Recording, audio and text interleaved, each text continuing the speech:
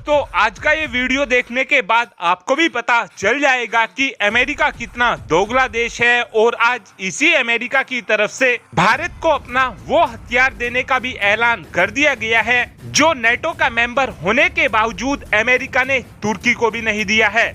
और अगर भारत के पास ये हथियार 20 की संख्या में आ गए तो भारत काफी आराम से चाइना की सेना को उखाड़ कर फेंक देगा। जो लोग अमेरिका को अपना दोस्त मानते हैं वो तुरंत ही इस वीडियो को स्किप कर दें। दरअसल जापान के हिरोशिमा के अंदर G7 की मीटिंग चल रही है और इस मीटिंग में इस बार भारत भी हिस्सा लेने गया है और पिछले 4 सालों से लगातार G7 कंट्री की तरफ से भारत को इस मीटिंग में बुलाया जाता है और इस बार भी पीएम मोदी इस मीटिंग को अटेंड करने जापान गए हुए हैं। जब G7 कंट्री की ये मीटिंग चल रही थी उस समय अमेरिका की तरफ से रशिया की 70 कंपनियों पर प्रतिबंध लगा दिया गया है और इन कंपनियों से अमेरिका, ब्रिटेन और भी कई G7 कंट्री रशिया की इन कंपनियों से निकिल, कॉपर, डायमंड जैसे धातु लेती थी। साथ में अमेरिका की तरफ से G7 कंट्री के सभी मेंबर को सख्ती से बोला गया है कि अब कोई भी देश रशिया से ये मेटल नहीं खरीदेगा।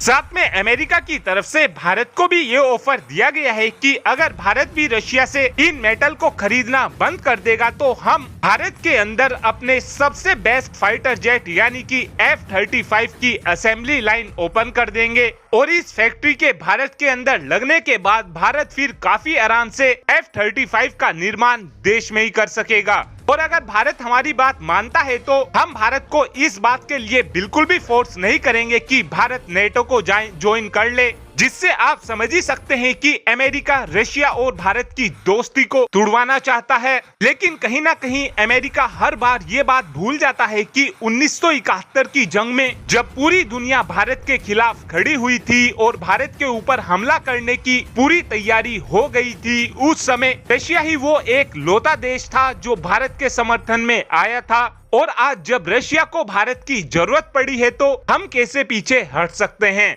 और रही बात 5th जनरेशन के फाइटर जेट की तो भारत ऑलरेडी अपना एमका बनाने में लगा हुआ है। अब आप ही हमें बताइए कि F-35 के लालच में हमें रशिया से अपनी दोस्ती तोड़नी चाहिए या फिर हमें अमेरिका से F-35 फाइटर जेट की असेंबली लाइन भारत के अंदर लगाने को लेकर बातचीत करनी चाहिए। इस बात का आंसर आप कमेंट बॉक्स में दे सकते हैं। Thanks for watching this video. Have a good day.